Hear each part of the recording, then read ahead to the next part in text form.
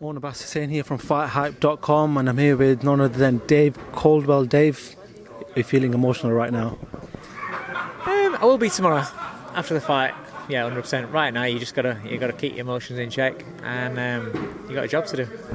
Obviously, Tony's final weigh-in against probably, well, he's proved to be the best in the division.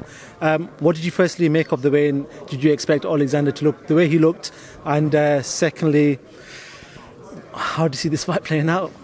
Listen, Usyk's a big man, but he makes weight well. He looks in great shape. He looks well, but so does Tony. And the job for tomorrow is to go in there and win. You know, it's a massive, mammoth task. I understand that. We understand that, but that's why we're prepared so hard, because we understand what's in front of us. We understand that nobody thinks that he's going to win. He's kind of used to that, and there's no pressure. There's no pressure on you when everybody thinks you're going to get hammered. You can go in there and you can kind of be free. And tomorrow night he's got a serious job to take care of. It's a very, very difficult job. It's a job that we believe that he's going to pull off. You know, a lot of people that I talk to are saying, you know, Usyk will win by points, and Tony wins, it's going to be by a knockout. Do you see it the same way? It's boxing. It can go a number of ways. I think a lot of people are underestimating how hard Usyk hits. Yeah. He punches hard. He does punch hard. Just he's more about the volume-based sort of thing. But he does hit hard. And Tony knows that he hits hard. We're preparing for a guy that can hit hard.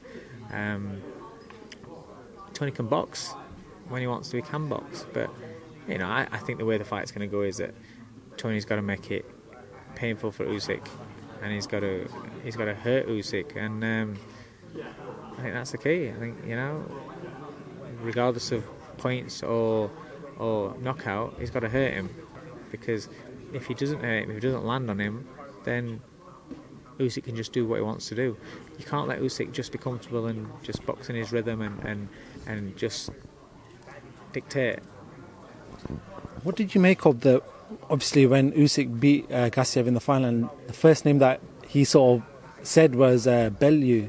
Well, what did you make of that situation then? I just thought, shit, we're fighting again, because I thought we were retired at the end of the day. Yeah. But it makes perfect sense from him, because he wants AJ. He's not bothered about Bellew. Yeah. He didn't call Bellew's name out because he thinks that Bellew's the best fighter out there. He called him out because he's the biggest name out there that can get him the shortest route to Anthony Joshua. That's exactly why he's done it. And we understand that, we know that. You know, when Tony spoke to a couple of the media yesterday, he goes, after I fight him, I want you all to follow him. Yeah. Is that the situation with you? Obviously, now you're in a different camp, but are you a follower? Are you like, Tony called him a fan? I followed Usyk since before he turned pro, because Tony put me onto him. He was talking about this kid that was coming through amateurs, it's going to be great. And the one that comes through at the cruiserweight, and he was right. You know, so I followed him right from then. And he's done what we expected him to do. He did what we expected him to do in that tournament. So yeah, he's somebody that I will follow, especially because also the good people. You know, he's sound. There's nothing. Look, what does he think he is? You know, there's nothing about him to dislike, really.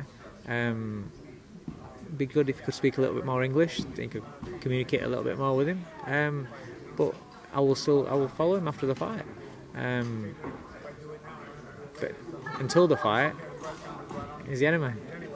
I just wanted to ask you, the sort of face of Ukrainian boxing was the Klitschko's. Now we've got Lomachenko and Usyk. How much different has it gone? You know, we've got them two heavyweights who were dominating the division, but necessarily not entertaining the division. I was just about to say, I think that's the difference, is that the Klitschko's, for all, you know, how fantastic they were, they bored you. These two, you watch them box and you marvel at it and you enjoy watching it. You know, it's not crash bang wall up, but it's just it's great to watch. You know, they're very good boxers, very good athletes. They've got fantastic brains, and they're good to watch.